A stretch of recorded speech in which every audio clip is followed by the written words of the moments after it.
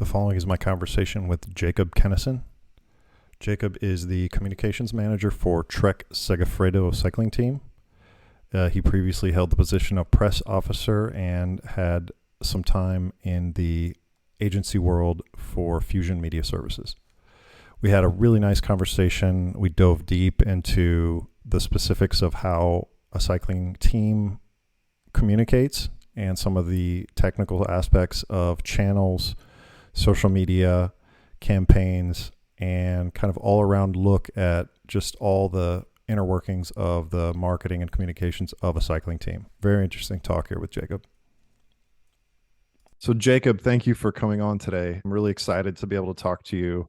I had reached out to your operations manager, Elka Whalen, and just for the opportunity to be able to talk a little bit about the inner workings of a cycling team, especially from the communication side, which is super interesting. So thanks for coming on today. Maybe to start, you can just tell us a little bit about yourself, where you're from, and kind of how you got into cycling. Sure. Thank you for having me on the podcast, Wyatt. I am 27 years old. I currently live in London and work as the communications manager for the Trek Segafredo Pro Team. And I've been working for the team for the last 6 years now, moving my way up. And yeah, it's been a great journey so far. I grew up in England, in fairly rural southeast England, and have lived in quite a few places over the years: Brazil, Spain, Portugal, and now I've settled down in London with my girlfriend. And yeah, cycling's always been a significant part of my life. I come from one of those very keen cycling families, so we have family photos of my great granddad riding a bike, racing time trials, that kind of thing. And it's always been something that I've been encouraged towards, never pushed, but it was always there in the background. And I think cycling is such an interesting sport that just if you have proximity to it, you can't help but fall in love with it. Awesome. So you've been working in communications for most of your career, right? Yeah, I was very lucky to get a role with Trek Segafredo nearly straight out of university. I was working in London for a boutique PR agency at the time when I received a very interesting email from Elka Whalen.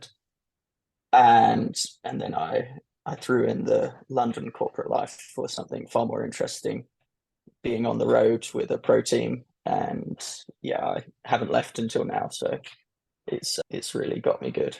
So there's a lot of travel involved.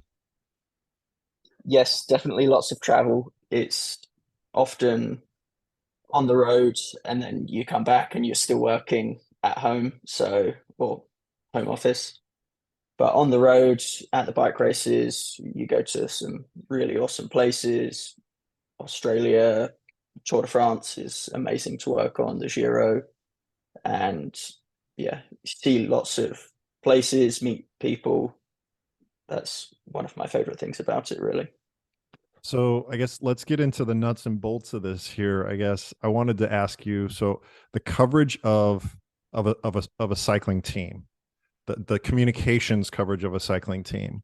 Can we kind of jump into, so you guys have, I imagine you have some responsibilities in terms of visibility for the team, right? On social media, on PR. Can you kind of walk me through kind of where your responsibility lies specifically for the team as the communications manager? Yes, so anything outwardly facing from the team, so interviews with traditional media or social media, our website, press releases, that is headed by me. And we have a great team and support from the Trek HQ in Wisconsin. So we have lots of support to put out some really cool content.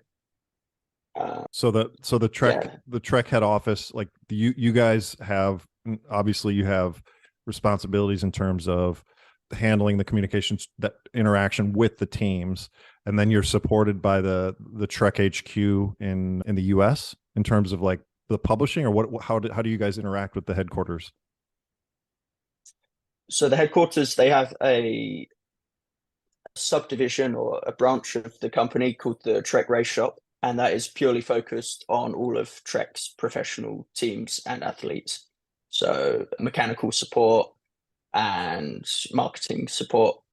They head up the direction of the brand, so they're our main link between what the brand wants to see and then us getting the end result. And then when we're working with the team, it's lots of supporting the athletes because they're our greatest asset, really, to share awareness. Trek's main message is always about positivity, having fun on bikes, and feeling good.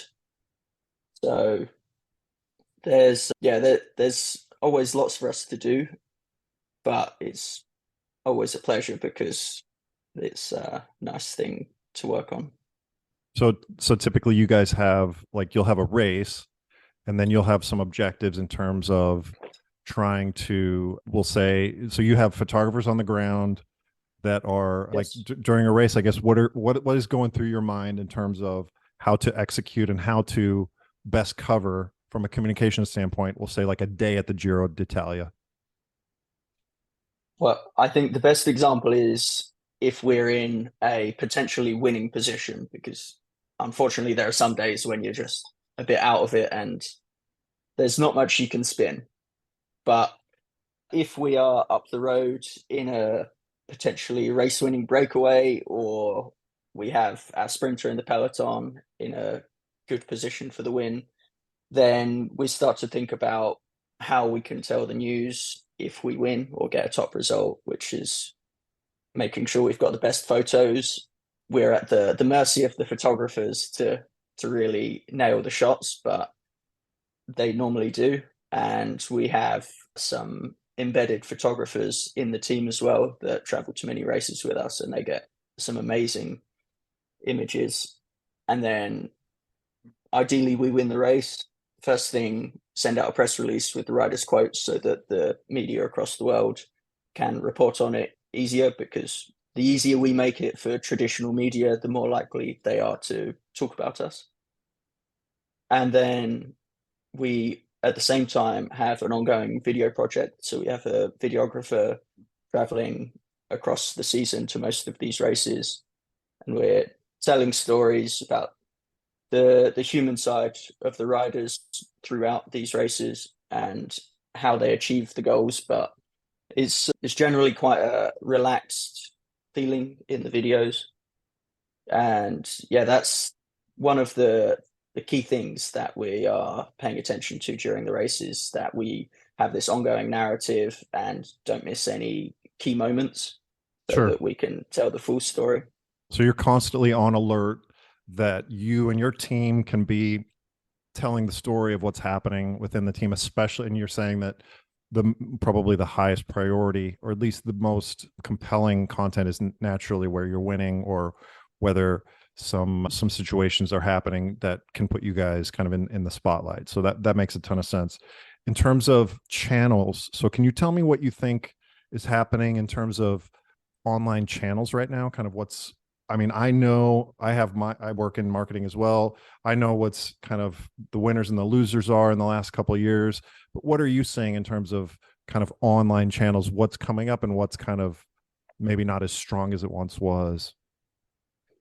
Well, I think we all know that TikTok is booming, especially with the younger demographic. So that's something that we need to shift more focus towards and really build up there. But it's an unusual platform. It's quite different from all the others because of the way you're served content. So even though you follow accounts, that might not be what you're No, seeing. not at all. And it's really disruptive. And I work in cycling all day long, and it feels like no one's paying attention to it yet. Are you seeing that as well? Yes, and to be honest, we are arriving late to the scene, but it's a big target for this year to build up a solid TikTok following. because you don't have, it's like you don't, you can't build up a following. You said it, and I'm seeing the same thing. Is the subscribers don't really matter that much other than a vanity metric, because if you have something, it's all based on the more real-time kind of reactions and the way that the application reacts to your interests. So the content is kind of the king, right? Absolutely. And with TikTok, we see that the footage, the content that is most successful is completely different to any other app. Right. It's such a niche that you really need to crack to make the most of it. I don't agree that it's a niche. I think it's more, I'm going to push back there because I think it's more just whatever is most entertaining, right? Human focused, fun, easy to consume, fast, right? Is that fair? Sure, yeah, I would agree with that. So you guys have this TikTok on the horizon. It's kind of coming at us. I agree. It's been around for 5 years. I think a lot of brands have adopted it in other sectors, but I think the problem was with TikTok is that the content is sort of hard to create. Like the videographers that you guys use, maybe they're not ready just yet. Maybe they've been kind of cut their teeth on more traditional type of content to where you do need kind of a specialized content creator. Does that seem to be your experience as well? Yes, I think you're right there because I often find that sometimes content on TikTok doesn't want to look overly professional. It can't. It can't because I don't know if it's people are skeptical, but they're just sick of being sold to in a little way. And so they want something that just looks spontaneous because it feels more genuine. At least that's been my take on it. Yeah, I think that's a really good point. So you guys are kind of dipping into it. How is that going to work? Do you have to have specific people? Is that something that you're spearheading yourself, or is the team in at the head office going to help you with that? How is that going to work? Because it feels like a cycling team would be good content, like the guys having fun. I know you guys had some viral content in the past on the reels, which seems like something that does well on a reel does usually works on a TikTok as well. I mean, how are you exactly going to kind of operationally execute? Well, we start with the, let's call it research, but really it's Okay. just me and a colleague spending quite a lot of time on TikTok. Okay. And and then when we see something that, because you can be inspired to make cycling style TikToks from any kind of content. When Absolutely. trends don't need to match the field, but they can really migrate across. So if we see something that we think we could not replicate but put a spin on, then we will share it. And hopefully, one of us at the time would be at a race, and then we can grab that content with the riders and turn it into something cool. Yeah, no, it sounds like it's a learning curve, which makes perfect sense. Like I was saying, for brands, for brands as well as organizations, teams to be able to kind of bring this and execute it, it's not simple. I totally understand that. So it sounds like you guys are kind of in the learning phase. What other kind of platforms are you seeing that are kind of growing at this moment? Well, Instagram for sure is still growing. I think that's really the key platform for all teams at the moment. It's been growing for many years and hasn't really slowed down even in the face of TikTok. But then Facebook, on the other hand, I'd say has been stagnant for a while. There's not much growth there, and the demographic tends to be slightly older, and less people are even signing up to Facebook in the first place. So I think that the interest is really waning there, and of course we're aware of that. We do still serve content to Facebook, but it's quite different to what we put on the other channels. And then Twitter is, I think, cycling Twitter is a strange bubble in which it seems to have survived incredibly well. I don't think in other sports Twitter is anywhere near as popular, but there's a real following for cycling, and it's quite useful. Tell I me, use it just tell me, to tell me more about that. gain. Yeah, it's a great place to find news, and then primarily we use it for interacting and building relationships with fans because it's so conversational, and that's really something we've changed in the last 3 or so years. Rather than purely putting out content as if it were any other platform, it's really turned into how can we start a conversation with fans and turn these people into specifically Trek Segafredo fans. So tell me more about that. So you'll put out content that like how do you get these conversations started? Like what does something like that look like? I think on Twitter, the algorithms changed it to a fairly similar style to TikTok, where you're served a For You page rather than just people that you already follow.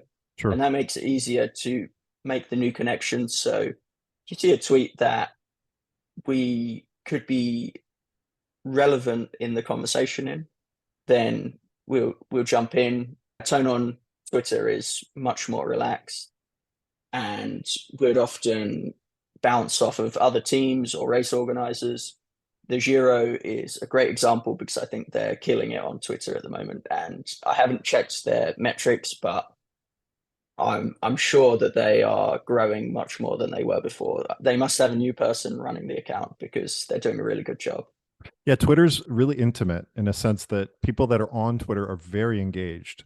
They're very, focused on what they're doing, where it's not as passive as maybe other platforms. Does that seem fair?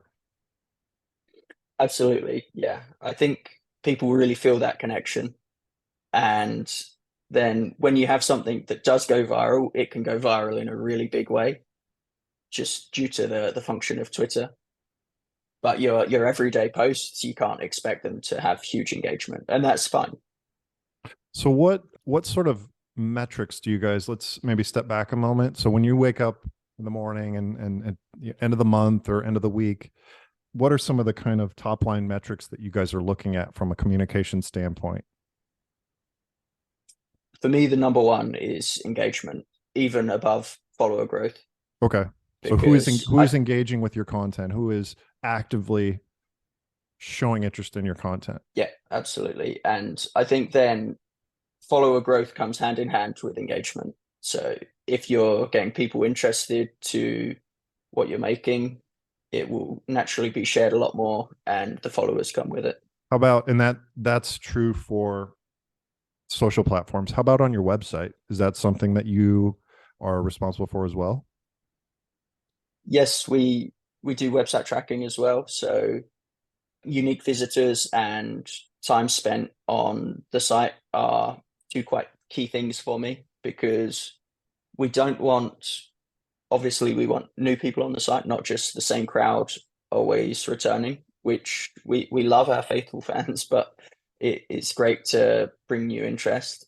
And then the time spent on the website, we try to design it so that if there is a story that catches someone eye and brings them to the website, then they don't click out of it as soon as they finish reading. Then there's Sure. something else for them.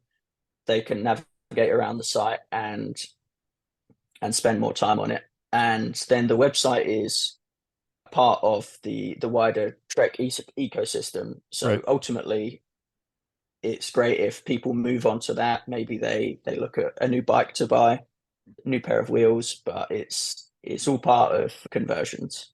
Sure. And so it sounds like your conversions are is engagement because you don't sell directly, right? That's a different team within Correct. Trek.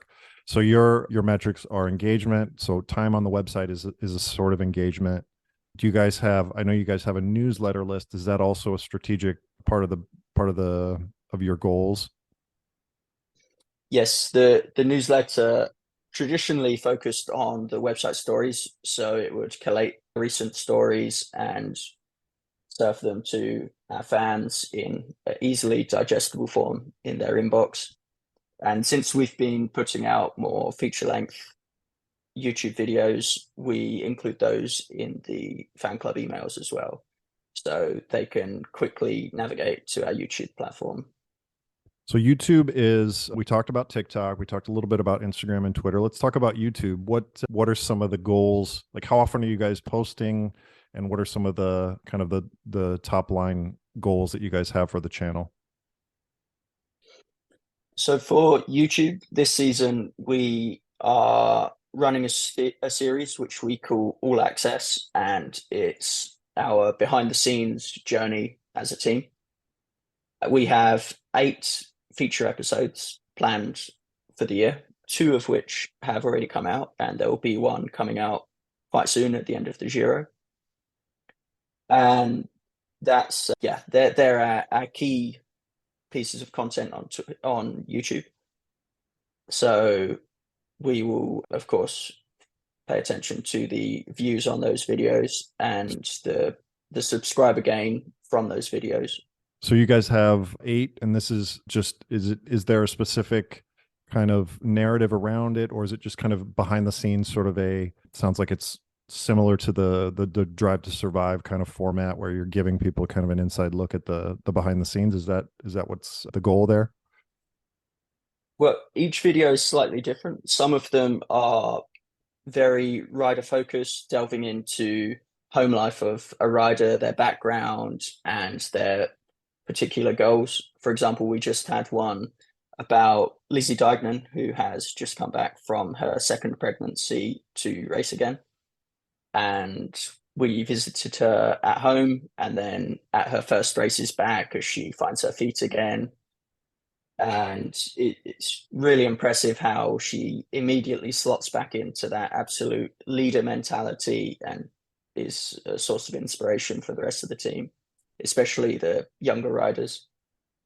And then we have other videos which are following races more, so the Grand Tours, the classics, and they will be driven by the results of the races.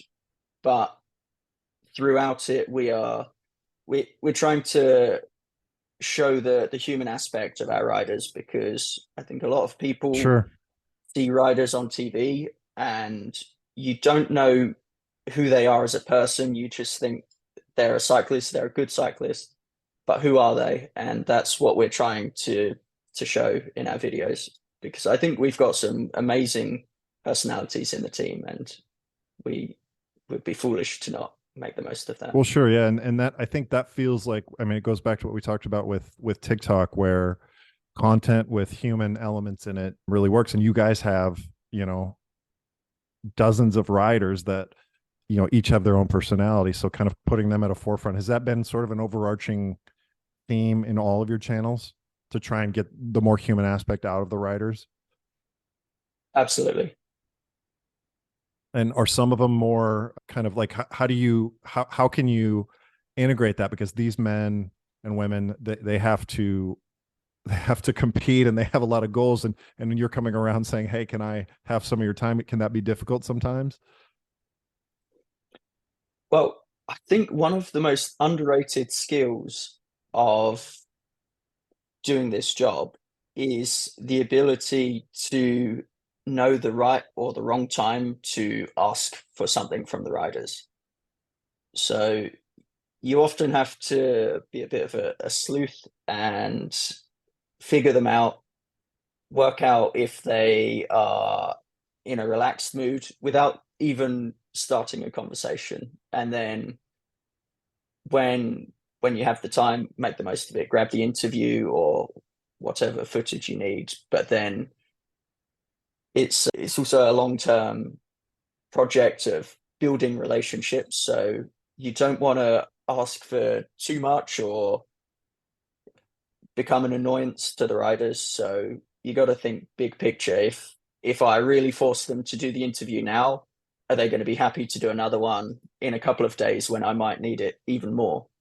So it's a bit of a game of balance and figuring out the personalities, who likes being on camera, who's a bit shy. How can we make the shy ones come out their shell a bit more? And so you and your team, you guys are creating some of the content, much of the like how much are you guys personally creating in terms of video and photo? I mean, are you doing much, or is it mostly coordinating? with the video, we have a videographer who is a freelancer but part of our team. So we are directing the videos, and he is certainly helping a lot with direction, and he's producing everything. For photos, we take quite a lot of photos ourselves, and short videos for, say, the real Reels. Instagram reels or TikTok, we do that because it's easy to shoot on a mobile phone. Sure. But Yeah. for the YouTube videos, that's all done by our videographer.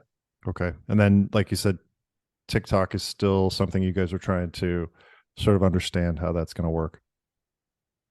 Yeah.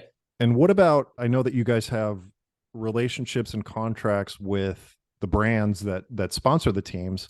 So how does that work? How does that come into play in terms of maybe leveraging or coexisting? I don't know. Can you tell me a little bit about how to manage that? Because I imagine you can get some sort of leverage from those other channels, but they're also taking leverage from you. So how do those relationships work?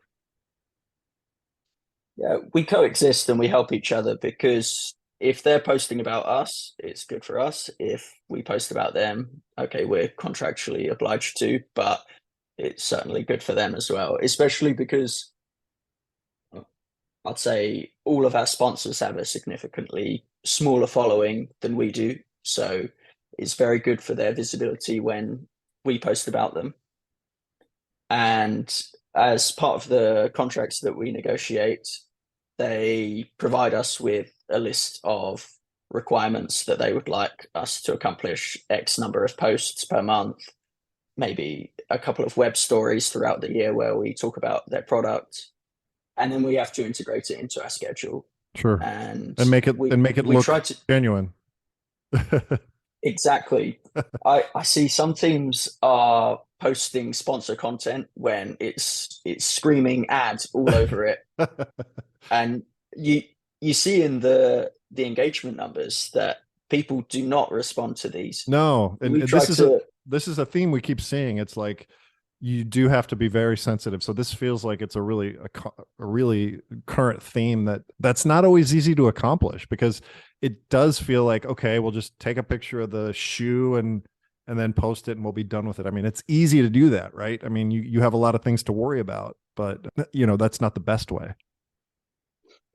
so I think you need to treat each sponsor post as a piece of real content, as if we were putting out for our own sake.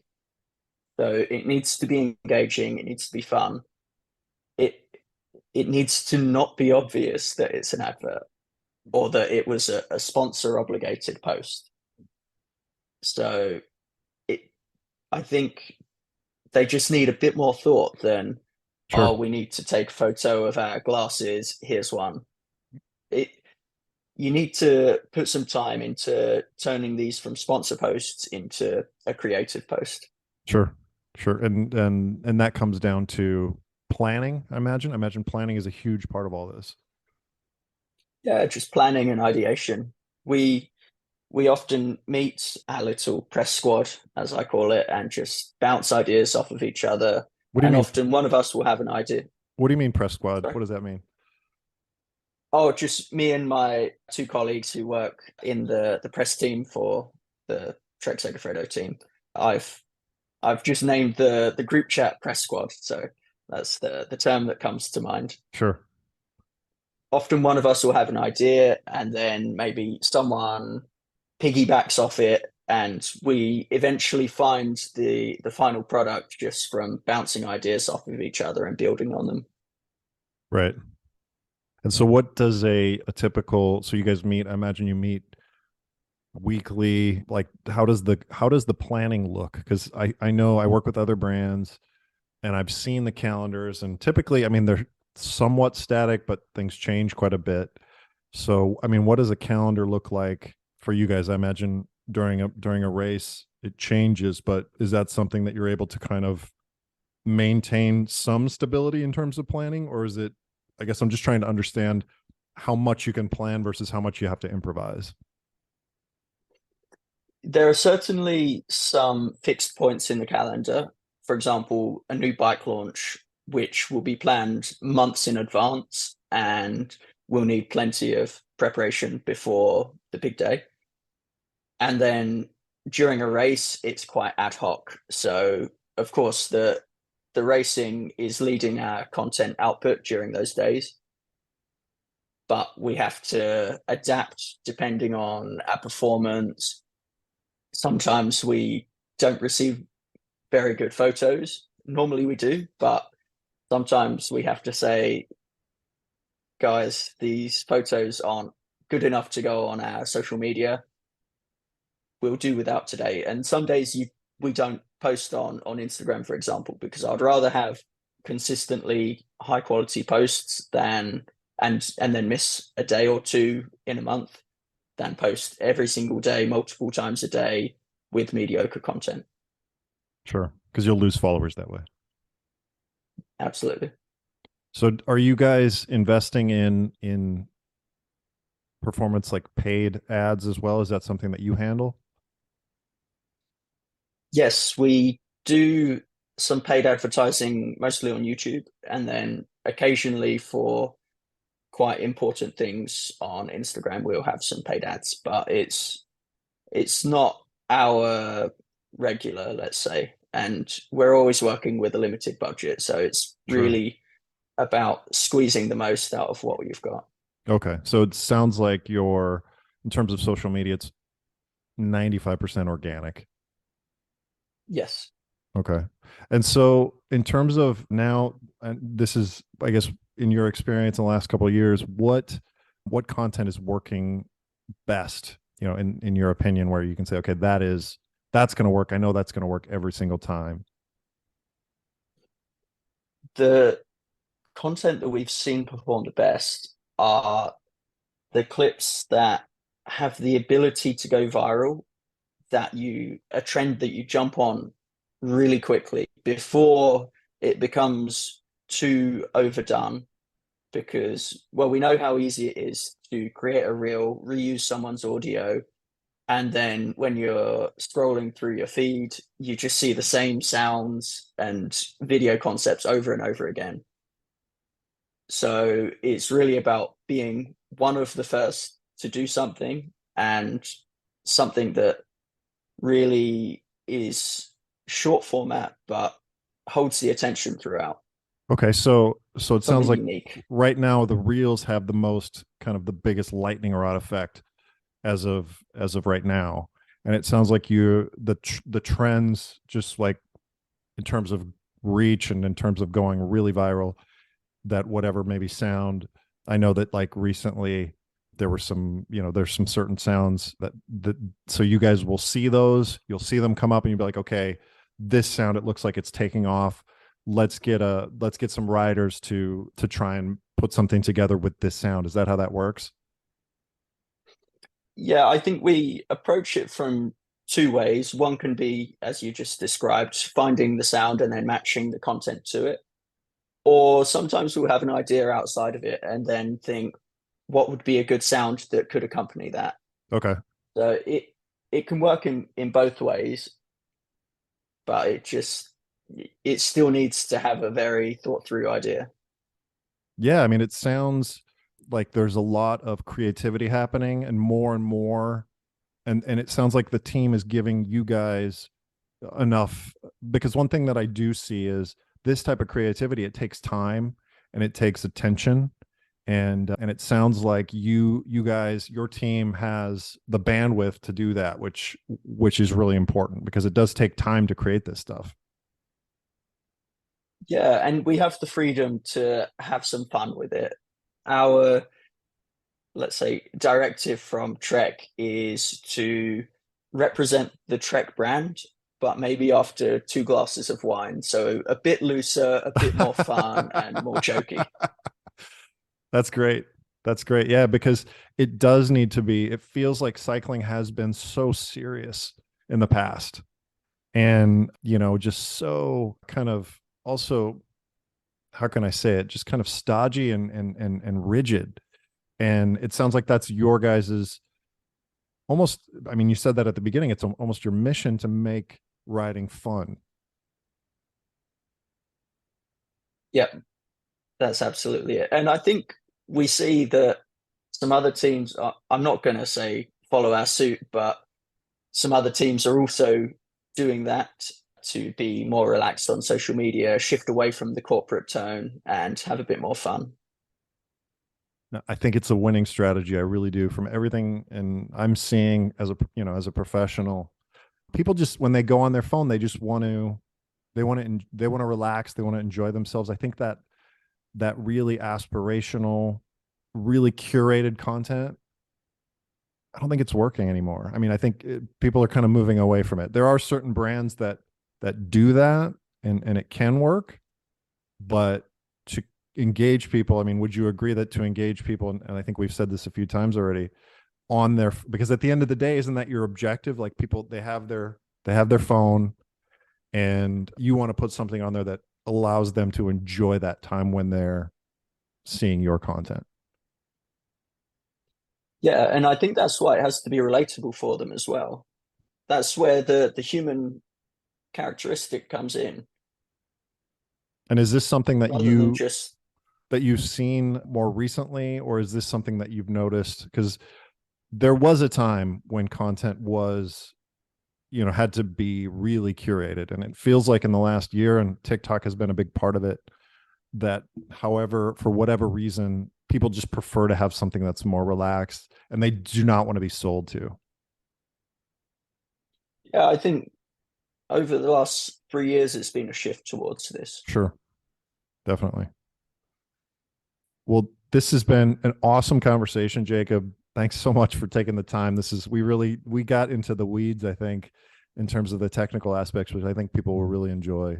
I'll put some links in the show notes so people can see the videos that you guys are producing on YouTube, and people can find you on LinkedIn. They can find me on LinkedIn under Jacob Kennison. Okay. Well, thank you again, Jacob, and please say thank you to Elka when you see her for setting this up. I think this was really fun. Thank you. It's been my pleasure.